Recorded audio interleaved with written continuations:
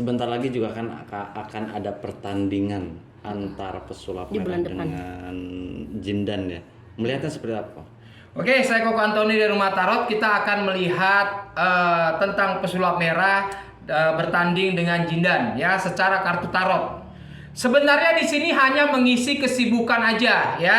Terlihat di sini memang pesulap merah tidak lagi ada kesibukan. Makanya dapat tawaran untuk melakukan fight dengan Jindan, makanya diterima oleh pesulap merah ya. Jadi buat pesulap merah harus lebih hati-hati. Nah, ini pandangannya dari tarot, harus lebih hati-hati karena bagaimanapun pamormu akan ditentukan di kompetisi ini. Tapi kalau dari segi fisik ya gitu kan, kira-kira siapa sih yang ini? Ini kalau dilihat dari tarot, ini nanti Jindan yang akan jadi pemenangnya. Ya, kalau dilihat. Tapi kalau katanya juri nanti posisinya memang adil dan benar, Jindan pasti menang. Tapi kalau juri tidak adil, ya pesulap merah bisa menang. Makanya nanti tergantung bagaimana penilaian dari juri. Tapi kalau dilihat dari tarot di sini, Jindan akan jadi pemenangnya. Kenapa tuh kok Jindan menang? Mungkin karena ilmu bela dirinya lebih bagus atau karena badannya lebih besar atau gimana? Ini kembali lagi ke stamina, ya. Jadi Jindan ini staminanya lebih oke ya dibandingkan pesulap merah. Nah, karena secara mental, karena terlihat dari tarot di sini bahwa pesulap merah ini lagi bingung. Ya, dia seorang pesulap, tapi kenapa dia bisa bertanding? Nah, jadi terlihat dari tarot di sini si pesulap merah ini lagi bingung. Ya, kenapa dia mau menerima ibaratnya pertarungan ini? Ya, sedangkan dia seorang pesulap. Nah, ini kan udah lari dari jalurnya, ya. Nah, tadi kan Koko bilang kalau pesulap merah kalah gitu, itu berdampak kepada popularitasnya kan kok ya. Nah, kalau Jindan yang menang atau kalah ini berdampak gak kok sama? Sebenarnya untuk Jindan mau menang mau kalah tidak ada dampaknya, ya. Karena memang Jindan pun ibaratnya memiliki ilmu bela diri, mempelajari ilmu bela diri, ya. Basicnya sudah ada. Sedangkan pesulap merah kan tidak memiliki. Itu dia. Jadi kalau buat Jindan mau menang mau kalah sebenarnya tidak ada masalah dalam pertandingan ini nanti, pertarungan nanti.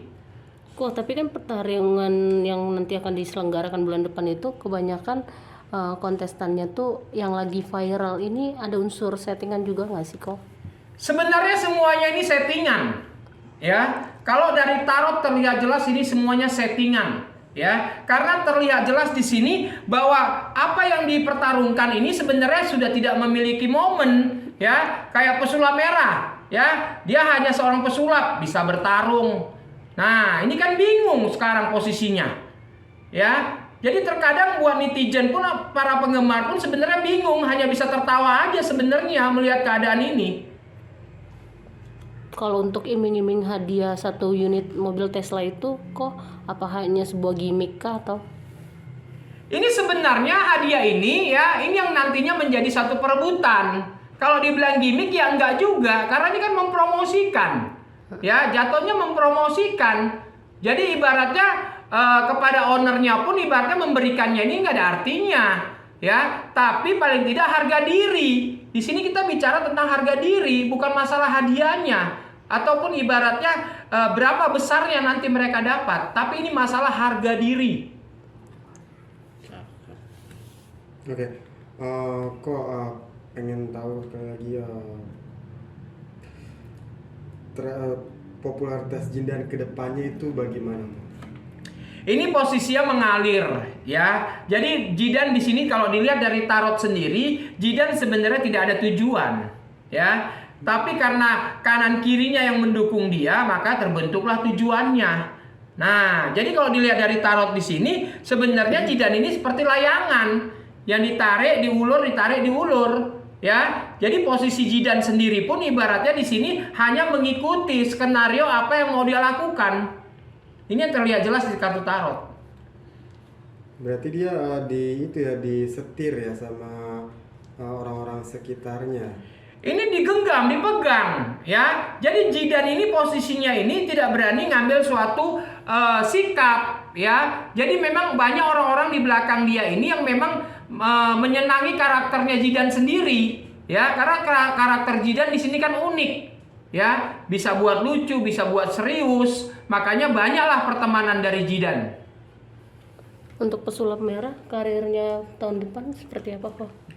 Ini sebenarnya kita masalah pesulap merah ini nggak usah bicara tentang tahun depan. Sebenarnya bulan ini aja karir dia udah redup. Ya, udah nggak tahu lagi apa yang mau dia kerjakan. Makanya dia dapat tawaran untuk bertarung, makanya dia terima. Ya, jadi kalau dibilang bahas tahun depan ya sekarang aja juga pesulap merah udah redup. Udah nggak tahu lagi apa yang mau dia lakukan. Bukan edukasi lagi ini, udah keluar dari melenceng lah, ibaratnya seperti itu. Makanya tinggal kita tunggu aja nantinya apa yang terjadi.